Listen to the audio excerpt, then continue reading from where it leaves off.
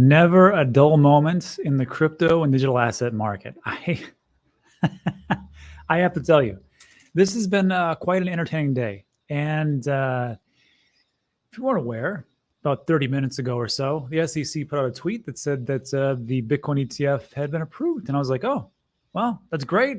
Everybody's going to be really happy about that. And our bags are going to pump. It's going to be fantastic. And then 20 minutes ago, this happened. So this is, and I don't even know what's real anymore, because the SEC is always saying, hey, if you want the official information, you have to go to the SEC account. The SEC account was apparently hacked, but Gary, who is protecting us harder, but he can't protect, unfortunately, his agency's Twitter account, which does say something about the person, the top cop in charge. He says, hey, the SEC Twitter account was compromised and an unauthorized tweet was posted. The SEC has not approved the listing and trading of spot Bitcoin exchange traded products, which I think we all know already. And I'm like, well, that's just how it is. And I got to tell you, I was just about to send a message to Simon and be like, hey man, when do you want me to come on the show? Don't have to do that yet, but we'll see how it all happens. And then the SEC, because I'm like, well, maybe Gary's account was hacked. Who the hell knows anything anymore, right? I mean, up is down, left is right. No one knows. All these AI generated nonsense. And then who knows what that could have been. So here we are. But the SEC does say, hey, the SEC Gov X account was compromised and an unauthorized post is posted. We have not approved. So I don't know. I mean, it looks like it hasn't been approved, but who knows? Maybe in 20 minutes, they say the exact opposite. You know what? Someone else hacked us.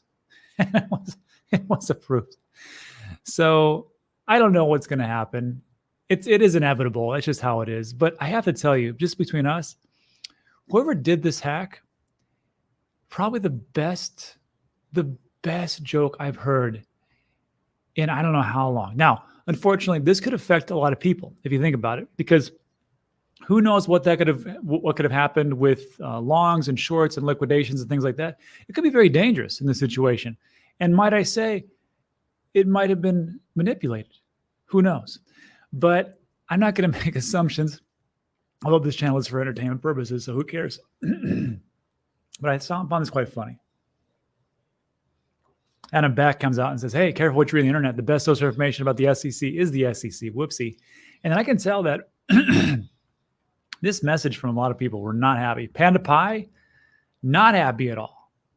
What an S show. Absolute garbage. At least we can be sure someone did a lot of money on our heads. Thanks, SEC Gary and Gov, for continuous effort to protect investors. Thank you for this utter joke. I got to tell you, Panda Pie has a great point there. I mean, that's their whole job, right? To make sure that they are there to protect the investor. Unfortunately, so far, Gary hasn't done much protecting. He's done, I would say a little. I would say something like this. He's protected us against staking with Kraken. That was a good one. Good job, Gary. You did it. You did it, buddy. The bank collapses, not really. BlockFi, Sam, who you met with multiple times, that didn't happen. Celsius, not really too much, but man, and you almost were able to keep the Twitter account up. Now, I don't want to kick a man when he's down. And I really should. I'm really being a jerk at this point. It's just, I thought it was funny. And that's it. So I don't know what else you can say here. I know people are pretty ticked off because they were waiting for it and it happened. And it's like you explode, but then you have to bottle everything back up inside. Don't worry, everybody. Like even me, and I'm not 100% sure it's going to be approved. It's inevitable anyhow. It really is. And I got to tell you, I felt more calm after there was this, let me show you.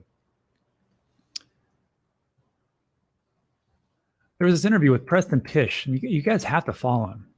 Fascinating. And when he lays these things out, I mean, it doesn't matter if we get this ETF tomorrow or in March or in 2025, the reality is it doesn't really matter because things will just work out with the crypto and digital asset and mostly Bitcoin market. Man, I post a lot. This is it right here. Just listen to this. I mean, if you're ever kind of feeling like, damn it, I wish it could happen now and this, and just listen to this. This is really good. Let me, hold on. Let me share my screen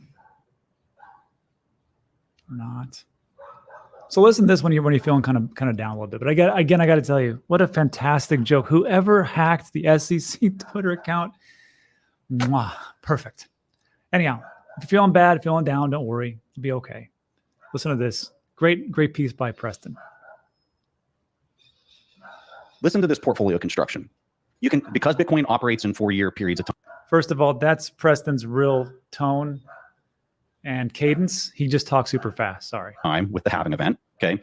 I believe that if somebody's buying Bitcoin and holding it for 4 years plus, it's an investment. I think anything under 4 years gets more speculative, especially if you start going under a year.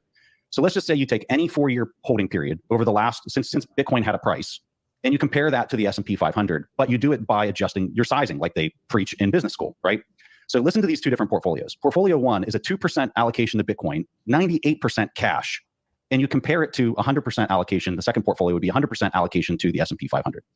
Your performance is better with the 2% Bitcoin allocation over, you can pick the 4-year period of time. It doesn't matter if you pick a top and you go back 4 years, or you pick a bottom and you go back 4 years, or somewhere in between. You can pick any 4-year period you want in Bitcoin's history, okay? And compare that to a 4-year period in the S&P 500. The performance is going to be higher, around 50 to 80% annualized compound annual growth rate with a 2%, okay? And your volatility is only 1.4% annualized. Okay, it's similar to the S&P 500. You're about a 50% annualized performance with the S&P, 100% in the S&P 500. But your annual volatility is 20%, which is 14 times higher than a 2% allocation in Bitcoin. I think this is so important for portfolio construction going into 2024 and into the future. And I think, yeah, I just want to share that with everybody because I know like you're probably not too happy right now, you know, with the ETF being approved. Maybe it gets approved tomorrow. Again, everything's inevitable. I mean, for me, I just look at them like, well, you know, tomorrow, like I have Coinbase and the DCA buy goes off regardless of if there is an ETF or not. So to me, I just think to myself, I'm like, well, I mean, there's only so much you can do. And this was just, honestly, just a fantastic, well played joke. But again, I understand. I'm reading the comments and I can see a lot that people say, you know, Rob, you understand. A lot of longs and a lot of shorts got wrecked. And I'm not oblivious to that fact. It is a shame. It is a shame. And that's why I know like people laugh sometimes when we talk about, well, it's dollar cost average. I do these things. These are the days for. These are the days of why I do this. I'm not here to get rich quick. I'm here to get rich slow. I'm doing okay. So anyhow, let me just think about that in the comment section.